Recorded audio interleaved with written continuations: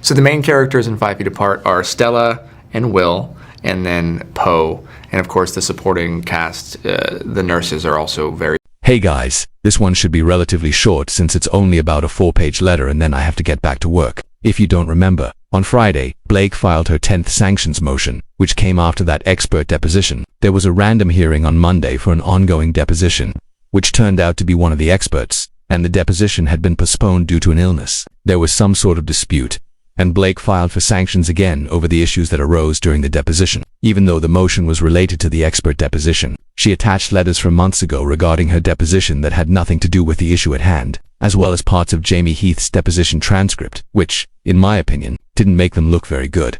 Ezra Hudson had a dramatic outburst, acting completely unhinged, and if I have to hear those 9 minutes one more time, I swear I'll lose it. It's unclear what point they thought they were making with that, but when they referred to Blake's deposition in the letter, they attached a letter from September mentioning Justin's attorneys asking about her sexual history, alluding to rape shield laws and claiming they couldn't ask those questions. While we get a little insight into what some of the questions were, most of the deposition remained sealed, including her pages, because she requested an extension to argue whether the materials should stay sealed or not, so that content likely won't come out until early to mid-January. Regardless, they did respond to the sanctions motion that was just filed, so I'm going to read that for you. But before we get into it, give me a second to pull it up. I mentioned last night that this is something I'm starting to do as a backup, because you never know, and I've actually started streaming on Twitch, so now my streams are up there. If you have it, go follow me just in case something happens with YouTube. Let me pull it up so you can see it's the same username and everything. I'll share this letter, we'll go through it, and then I'll get back to work. I might not stream tonight as I have to see a friend in town, but I'll let you know later. Okay, so they're writing in opposition to Blake Lively's motion for sanctions and other relief concerning the deposition of Nicole Alexander, who is an expert in digital ecosystems, AI-mediated brand perception, and online reputation measurement. She was designated by the Wayfair parties to rebut certain expert reports regarding whether the social media activity about Blake Lively from August 2024 through February 2025 was caused by a coordinated negative manipulation campaign, as Lively alleges, or was simply the result of organic public engagement in entertainment industry media cycles. On December 15th, Miss Alexander was deposed for 7 hours by Miss Lively's counsel, Melinsky-Oginski. I'm not sure regarding her expertise in her report. Under the federal rules of civil procedure, objections during a deposition must be stated concisely, in a non-argumentative and non-suggestive manner, and under Rule 30d2, courts can impose sanctions for conduct that impedes, delays, or frustrates a fair examination of the deponent. Miss Lively submitted only 35 pages of Miss Alexander's deposition transcript, roughly 10% of the total, presumably to create a false narrative. But here they submit the full transcript so the court can see that the deposition was not impeded, delayed, or frustrated. Reviewing it shows that the Wayfair party's counsel objected concisely and appropriately to certain questions, did not use speaking objections, and allowed Miss Alexander to answer every question except for one topic, which is addressed below. They attach the full transcript, so let me show you that here. We're not going to go over all of this right now because the full document is a massive 188 pages, and with multiple pages printed per sheet, that would make it far too time-consuming to go through at the moment, especially since I also need to get back to work. I plan to review it later in detail, highlight key points, and perhaps take a closer look on Friday when I have more time, since Thursday is expected to be extremely busy, and tomorrow's schedule is uncertain. Within the footnotes, the document addresses the issue surrounding Blake Lively's sexual history, which she had complained about as being improperly questioned. Importantly, as we already know, this topic did not arise at all during the expert deposition, which indicates that its inclusion seems to have been primarily for press attention rather than any substantive legal relevance. It's worth noting that motions like this are often filed late on Fridays so that media outlets such as TMZ, Page 6, and others can pick them up over the weekend, leaving the opposing party little to no opportunity to respond before headlines circulate. The footnote explicitly clarifies that Miss Alexander's deposition, which is the focus of this motion, that had absolutely nothing to do with Blake's sexual or romantic history. Nevertheless, the motion attaches a self-serving letter from 3 months ago, sent by Blake's counsel to the Wayfair party's counsel, which complains about purportedly improper questions that were allegedly asked during Blake's deposition. In reality, the questions in question were related to Blake's public reputation, an area she herself had put at issue, rather than any sexual or romantic matters. Additionally, since Blake did not seek relief from the court at the time regarding any of these questions, and is not pursuing such relief now, the motion appears to have been filed solely to generate sensationalized headlines and to mischaracterize the conduct of the Wayfair party's counsel in a way that makes them look bad. Media coverage of this motion, including articles from Variety and other outlets, misleadingly frames it as if it concerns Blake's deposition and her sexual history. even though the expert deposition had no connection to either. Furthermore, the way the motion and press reports were written also gives the impression that this issue is tied to Blake's September deposition, which is entirely inaccurate, making the situation appear much more scandalous than it actually is. Overall, the filing and the subsequent media coverage seem designed more to attract attention and create controversy than to address any legitimate legal concerns, highlighting the way in which high-profile legal proceedings can be manipulated for public perception rather than purely for judicial resolution. This appears to reference the 9-minute meltdown by Ezra during Jamie Heath's deposition, which was completely unrelated to the expert deposition, and it's unclear why it was included in the sanctions motion at all. Some lawyers reviewing the motion have noted that while depositions can get a little heated, it's fairly common for one side to act aggressively and for the other side to respond in kind. But when only one side runs to the judge to complain, it comes across as whiny and somewhat petty. The motion itself does not identify any material area of testimony that Ms. Kevorkian sought to explore but was prevented from exploring due to objections from the Wayfair Party's counsel,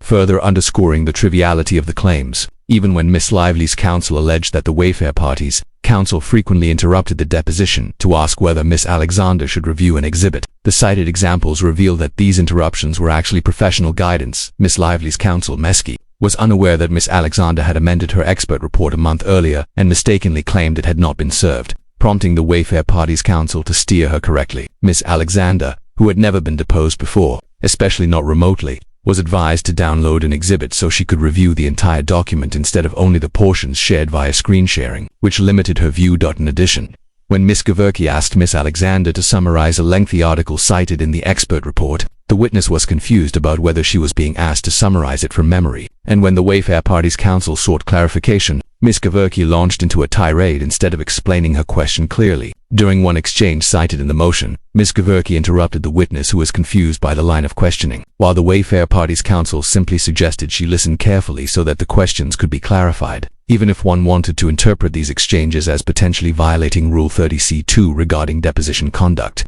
the context shows they clearly do not, and any minimal concern is mitigated by the professional and reasonable conduct of the Wayfair Party's counsel throughout the deposition. Overall, the motion appears to exaggerate trivial interactions and misrepresents routine deposition procedures as misconduct, further highlighting the lack of merit in the claims. Even if such exchanges during the deposition could be literally construed as violating Rule 30c2, which they clearly should not, any potential violation is mitigated because the colloquy arose from objections that were solely related to clarifying the witness's understanding, which is standard practice. Notably, at the start of the deposition, Ms. Kevorkian failed to instruct Ms. Alexander, as is customary, that if she did not understand a question she could ask for it to be regarding Ms. Lively's criticism that Ms. Alexander was sometimes instructed to answer again. Such instructions are not improper, as directing a witness to respond when they understood a question or could answer is fully appropriate. Examples of alleged improper speaking objections, according to the motion, include those made by Ms. Lively's counsel, Ezra Hudson, during the deposition of non-party Jenny Slate. Though the details are sealed and therefore unavailable for review, the infamous 9-minute crash out by Ezra during Jamie Heath's deposition is another event cited. Even though it was entirely unrelated to the expert deposition and its inclusion in the motion seems inexplicable, Ms. Kevorkian also neglected to instruct Ms. Alexander at the outset that she could request breaks, which is standard practice. Yet Ms. Lively's counsel took issue when a break was suggested after 2 hours of questioning.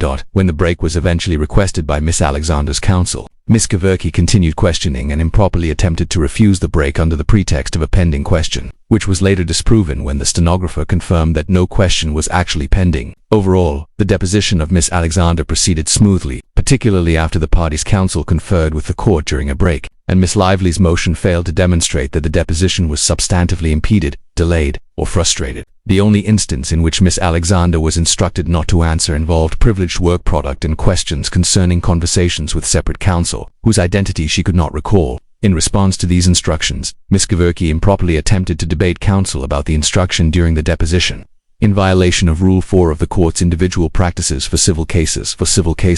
Furthermore, Ms. Lively's counsel failed to meet and confer either during the deposition or in a break regarding the propriety of these objections, underscoring the lack of merit in the motion and highlighting how the sanctions request exaggerates routine procedural matters into a purported controversy. The motion should be denied for that reason alone. Had Ms. Lively's counsel adhered to the court's individual practices regarding the resolution of discovery disputes, a short continuation of Ms. Alexander's deposition could have been agreed upon via remote means on a mutually convenient date. limited solely to questions about her communications with separate counsel, including any facts or data provided to her that informed her expert opinions, and the parties now stipulate to that. The motion to sanction Brian Friedman and the undersigned, Kevin Fritz, is entirely frivolous, as it is based on an alleged ongoing pattern of deposition misconduct, but cites no prior conduct by either attorney at any deposition. This is yet another attempt to target Brian Friedman with sanctions, which is part of a pattern of multiple pending motions of this type. Regarding Blake Lively's own deposition, there is some confusion about the exact timing. It may have taken place at the end of July, but the letter being cited in the sanctions motion was sent in September, suggesting that either the deposition occurred then or that the timing of the letter is otherwise inconsistent with the deposition date. The deposition itself had been delayed a couple of times, which adds to the uncertainty, but regardless of the exact timeline, the letter from September is the one referenced in the sanctions motion, and nothing about the motion or the cited conduct makes logical sense in context. Overall, the motion appears to be another attempt to manufacture controversy and mischaracterize routine procedural matters as misconduct, further underscoring the lack of merit in the sanctions request. Furthermore, the motion cites various cases in which attorneys were found to have deliberately violated repeated court orders, engaged in prolonged and unnecessary arguments over the relevance of straightforward questions, instructed witnesses not to answer based on relevancy grounds, or were held responsible for their client's failure to produce required documents. Importantly, none of these allegations are even remotely demonstrated against either Mr. Brian Friedman or the undersigned, Kevin Fritz.